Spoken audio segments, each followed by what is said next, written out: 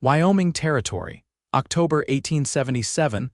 The first snow had started to fall when Naomi Granger stumbled out of the ravine and into what was left of a shattered stagecoach, half buried against a cottonwood tree. Her skirts were torn, her palms scraped raw, and the sound of galloping hooves still echoed in her ears. She crouched low, breath hitching, eyes darting across the open ridge behind her. The stagecoach's roof was caved in, one of its wheels shattered, but it offered just enough cover to hide her shaking body.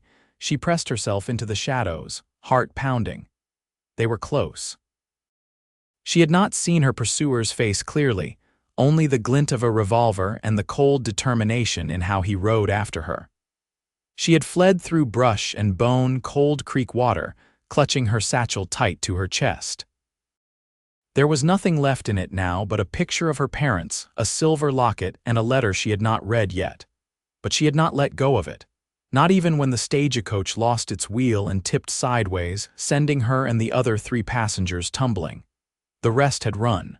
She had stayed. And now she was alone. The wilderness stretched wide and open around her, painted in grays and browns. If he found her, he would kill her. She knew that the same way she knew how to hold her breath without thinking.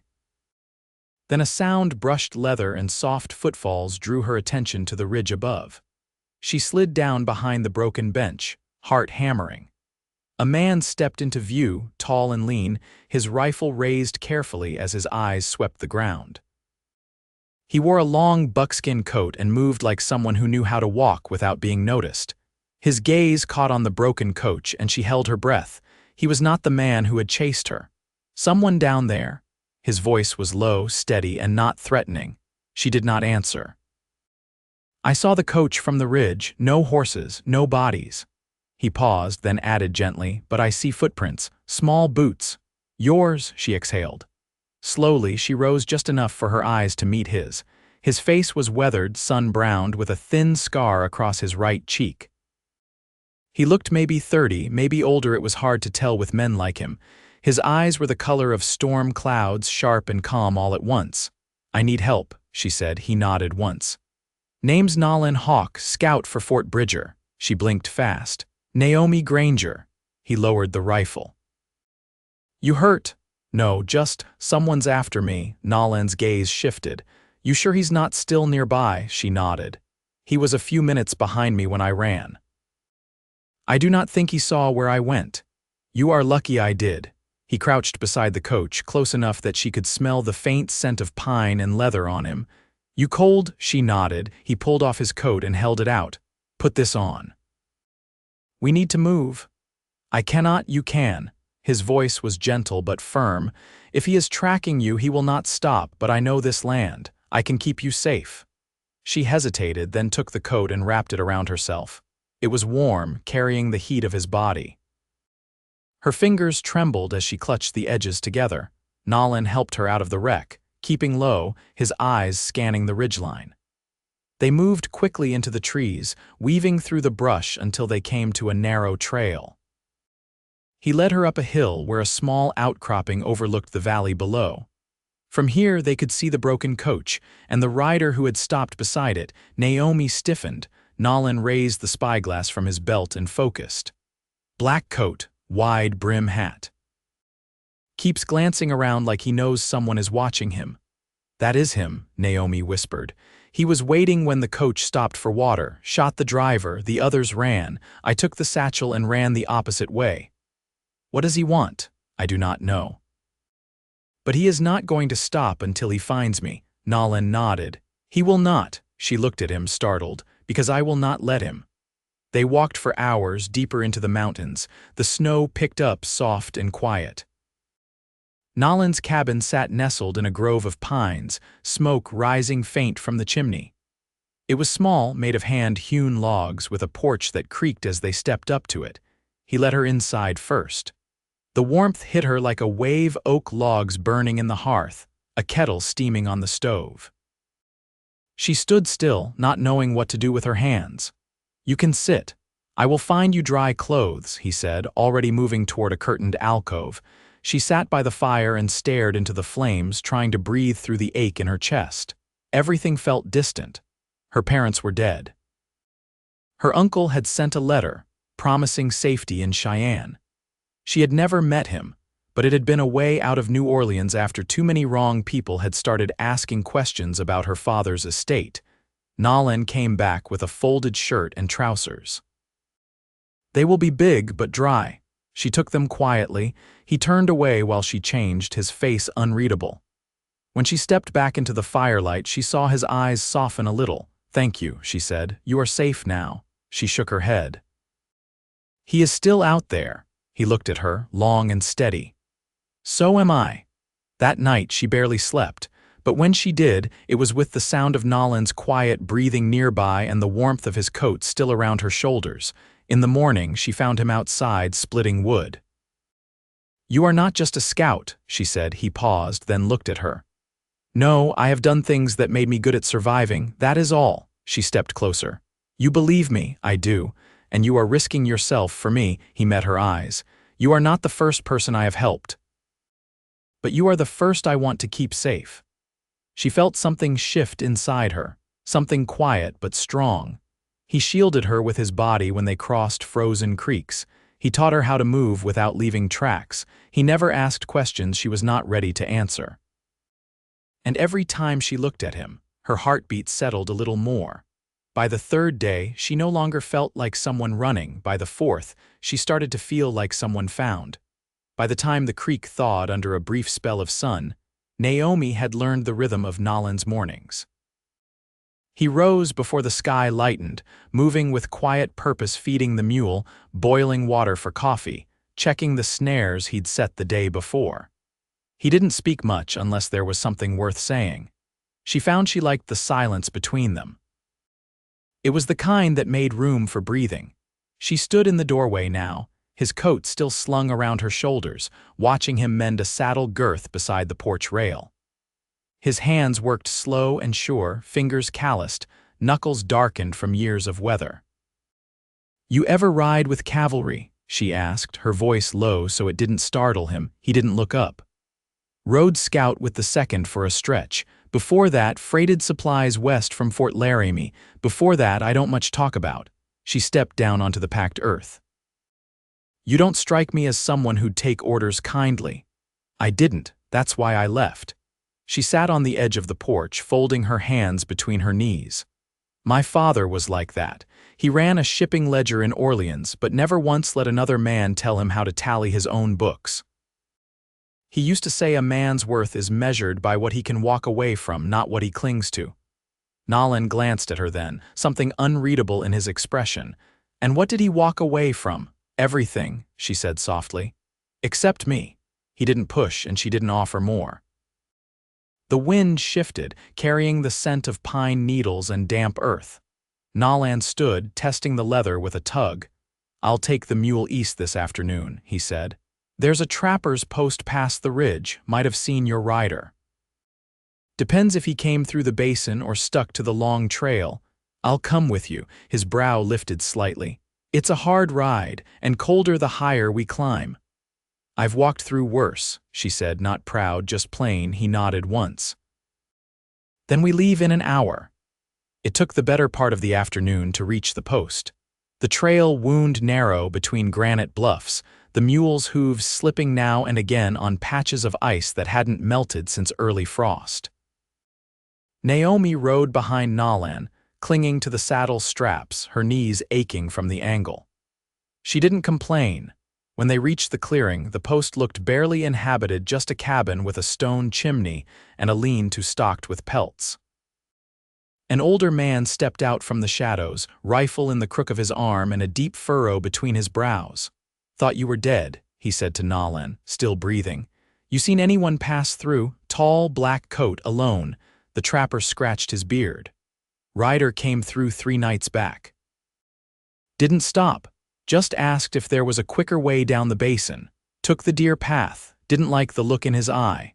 Nolan passed him a tin of tobacco without a word and turned back toward Naomi. "He's circling." She felt it deep in her chest, a cold certainty burrowing under her ribs. Then he'll come up through the cottonwoods next. Nolan looked at her, surprised. You know the lay of it. My father mapped 3 counties for the rail investors. He took me with him. I remember most of it. He didn't say anything for a moment, then gave a small nod.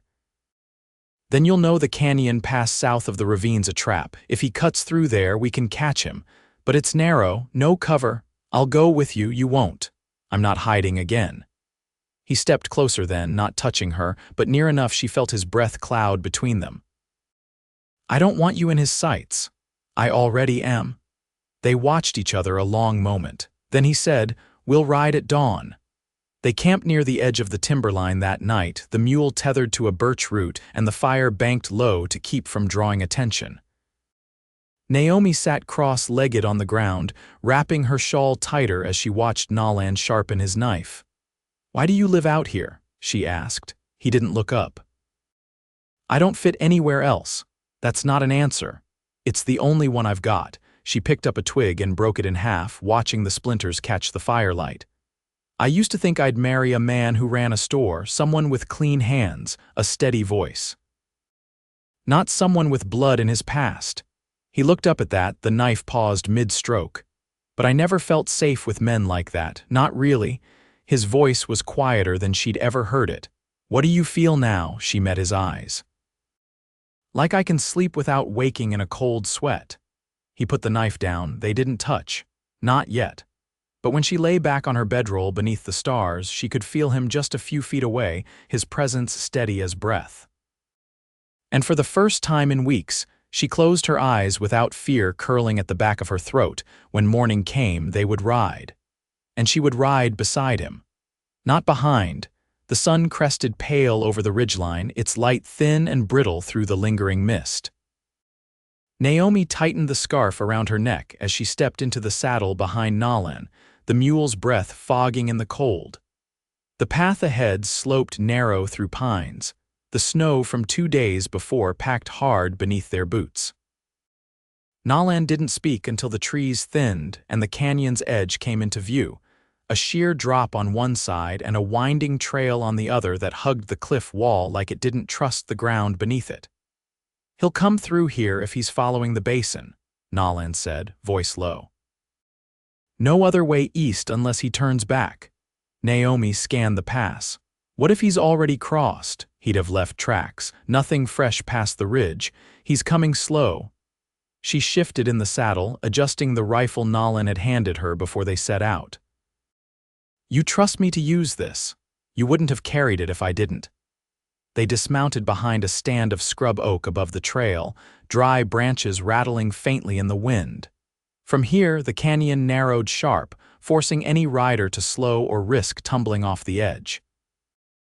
Nolan crouched near the ledge, studying the bend below where the trail dipped out of sight. Naomi knelt beside him, her hands steady against the rifle stock. Why'd you choose this place? I rode it once in spring, he said. Watched a man try to run it fast. Horse broke its leg, tumbled with him. They didn't find the bodies for a week. She glanced at him. You were watching. I was tracking someone else. Wrong man, right trail. The wind picked up, whistling thin through the canyon. For a moment, neither of them spoke. Then Naomi said, What happened to the man you were tracking? Lost him in the salt wash. He'd stolen a woman's land papers near Rollins. I never found her again. Naomi looked ahead. Maybe she didn't want to be found. Maybe they waited. It was nearly midday when the hoofbeats came, slow and deliberate. The rider emerged from the bend, his coat dusted with frost, his hat pulled low. He moved like he knew someone was watching, his hand resting near his holster, eyes scanning the high ridges. Nolan didn't move. Naomi's breath stilled. The man passed beneath them, his horse picking careful steps along the frozen edge. Then he reined in, glancing back over his shoulder. Naomi whispered, He knows. Nolan picked up a stone and tossed it lightly down the slope. It clattered against rock, bounced once, then fell silent. The rider turned his horse sharply, drawing his pistol in one smooth motion. Show yourself, he barked, voice cold and sharp as glass. Nolan stood slowly, rifle at his side, not raised. You're chasing something that's done running. The man's eyes narrowed. Don't matter. She's carrying something don't belong to her. Naomi stepped out beside Nolan, rifle held steady. You mean my father's letter, the man blinked. Ain't yours. You're just another mouth that don't know what she's carrying. Nolan shifted, placing himself half a step closer to her. She knows enough. The man's jaw tightened. You think you can stop me? Nolan didn't answer. He raised the rifle slowly, bracing it firm against his shoulder. You're not leaving this trail with that gun drawn. The rider hesitated just long enough. A gust of wind kicked snow from the ledge. The horse spooked, reared, and the man jerked the reins, trying to control it. Nolan didn't fire. He didn't have to. The rider lost his seat, hit the ground hard, and the pistol clattered down the slope. Naomi kept her rifle trained on him as he groaned and rolled onto his side, clutching his leg. Nolan moved fast, boots crunching across frost-hardened ground. He kicked the pistol away and knelt beside the man, checking his belt and coat pockets before tossing a folded paper aside. What's that? Naomi asked, warrant blank, just a seal and a line for a name. Nolan stood, jaw tight. He wasn't sent by law. Naomi stepped closer, eyes narrowing. Then who? The man didn't answer. He stared at her with a kind of hate that was bone deep. Nolan hauled him to his feet, tied his hands with a length of rawhide, and led him back to the mule. We'll take him down to the telegraph station at Green Hollow, Nolan said. Marshal there can hold him till the circuit judge rides through. Naomi looked down the canyon, and after, Nolan said, we go wherever you want. She held his gaze. I don't have anywhere left. He didn't look away. Then come west. There's land near Sweetwater. I know a place where the soil's good and the wind doesn't bite so hard. She studied him, the lines around his eyes, the way he waited without pressure. You planning to ride ahead and leave me there? No. I'm planning to build it with you. The wind died down, and the silence that followed was full but not heavy. She nodded once, no need for more. They rode south as the sun dipped behind the hills. The man behind them was bound and sullen, but Naomi didn't look back. Her hands were steady on the reins, her back straight, and when Nolan glanced over his shoulder and saw her smile not wide, just enough to crease one cheek, he knew something had shifted, not because he'd saved her, but because she'd chosen to stay. The trail into Green Hollow dipped low through sagebrush and dried creeks. The horizon pushed far and wide beneath a flat stretch of sky. Naomi rode beside Nolan, both of them quiet as the wind tugged at their coats, and the mule pulled against the lead rope, the captured rider slumped and muttering behind them. The town came into view by mid-morning, a scatter of clapboard buildings pressed up against the edge of a shallow river, with a church steeple rising modestly above the rooftops. A blacksmith's hammer rang out steady from the far end, and a few wagons rattled by on the main road, their drivers bundled tight against the cold. As they passed the livery, Naomi leaned toward Nolan. Will they ask questions about him? They'll ask fewer if they know I brought him, he said, jaw set. The marshal owes me 2 favors and a bottle of rye. They left the mule in the stable yard and walked the prisoner toward the jailhouse, where a man with a silver badge and sleeves rolled to his elbows opened the door with a curious frown. What'd he do? Threatened a woman's life, Nolan said. Tried to pass a false warrant. The marshal squinted at the man's bruised face, then stepped clear. Cells open. When they came back out into the daylight, Naomi turned toward Nolan. What happens to men like him once they're locked up, if the judge is in a good mood, 5 years? If he's not, longer. She didn't respond, but her gaze lingered on the jailhouse window for a moment before she followed Nolan up the boardwalk. Inside the mercantile, Naomi ran her fingers along the bolts of calico, letting the texture ground her.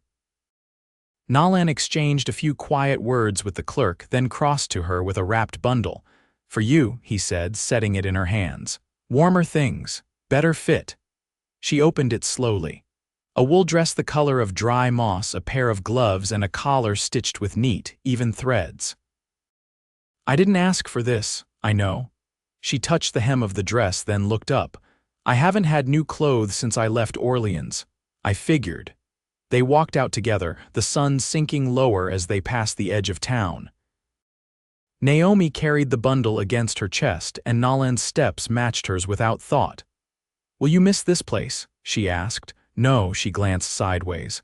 "Not even the rye," he gave a short laugh. "That bottle's been sitting in his desk since the war ended. I wouldn't drink it on a dare." They stopped beneath a cottonwood where the trail forked one path leading west toward the Sweetwater lands Nolan had spoken of, the other curling back toward the ridges they'd ridden down from. Naomi looked between them. "You're sure about this?" "I've been sure since you stood with me on that canyon ledge." She turned to face him fully. "I don't know how to build a life from scratch, I do. And what if I'm not what you thought?" His voice didn't waver. "Then I'll learn who you are." "Every day."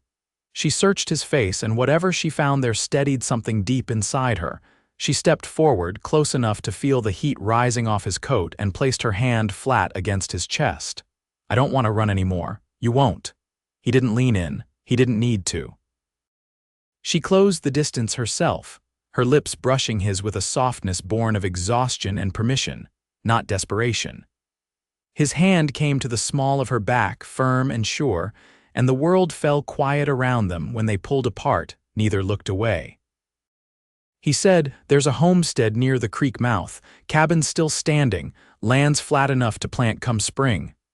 "What will we call it?" she asked. He tilted his head, considering. "Whatever you want," she smiled, slow and without apology. "Then we'll name it after the last place I ran from. So I remember never to do it again." They saddled the mule and rode west as the light faded, the sky turning amber behind them and the land ahead wide and waiting. Neither of them spoke, but the silence had changed. It held more than caution now. It held promise. And Naomi, wrapped in the wool dress and Nolan's steady presence, didn't feel lost anymore. She felt home.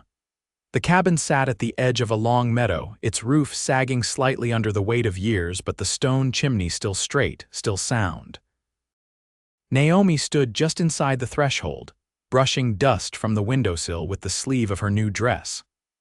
The glass was rippled and sun-faded, but it let in light enough to see the bones of the place's sturdy walls, floorboards in need of sanding, a hearth blackened with soot but dry as tinder.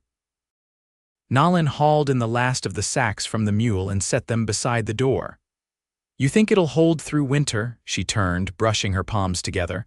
"It'll hold, but we'll need to shore up the west wall before the snow deepens." He nodded, looking around. "Floor's solid." "I'll strip the moss from the roof before first frost." Naomi crossed to the hearth. Her fingers traced the stonework, each rock set with a hand that had long since passed. "There's a stillness here," she said. "Not silence, just space enough to hear yourself think."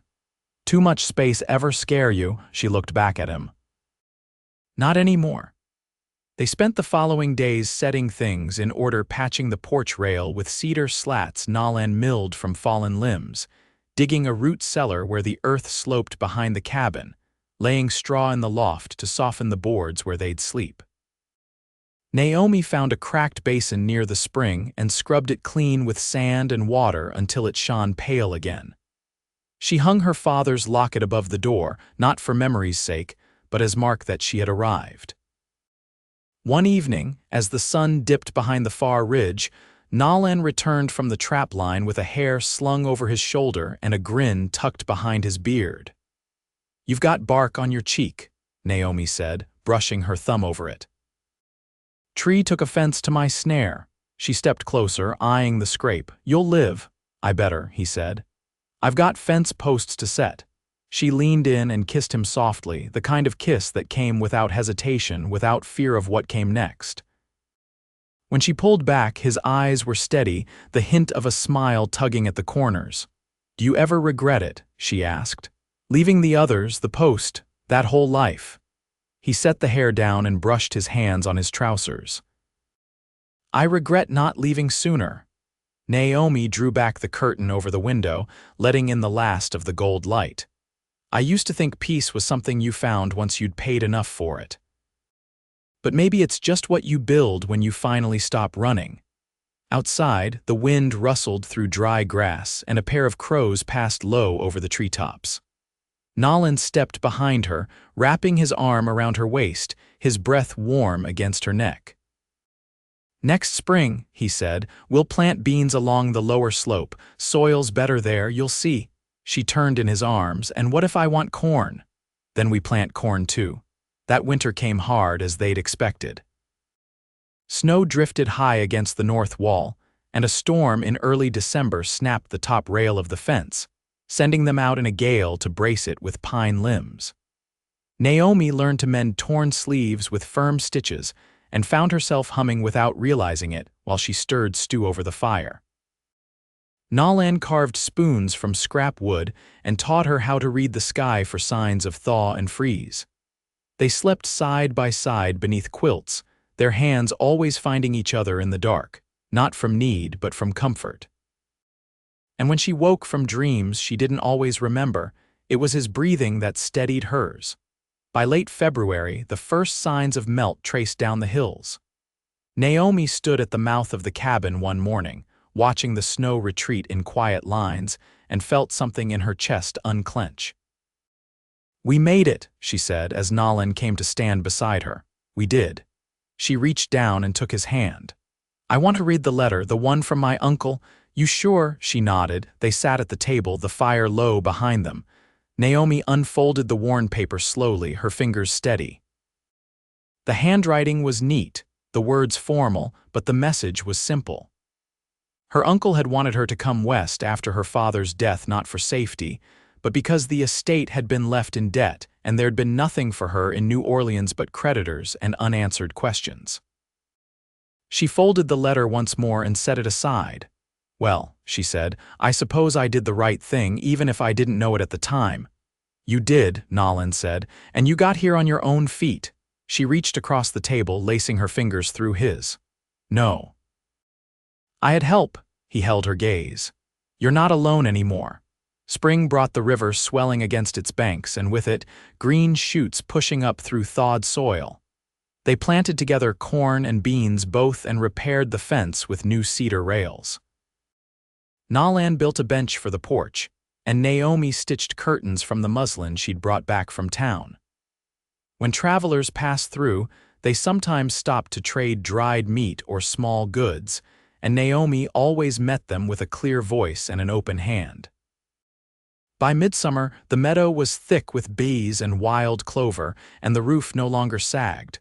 One evening, as they shelled beans beneath the porch light, Nolan looked at her and said, "I want to marry you." She didn't answer right away.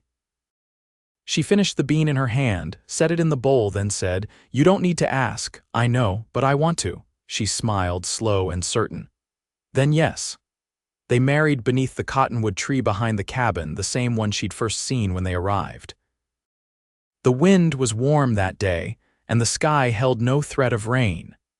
They wore simple clothes and spoke plain vows, and when it was done, they stayed up long into the night, sitting close beside the fire, not speaking much, just watching the embers rise. Years passed as they do. The land grew generous beneath their care, the cabin strong through every season. They added a room when the harvests grew larger, and another when the child came a girl, born with dark eyes and quiet strength, just like her mother. They named her Clara after Naomi's mother.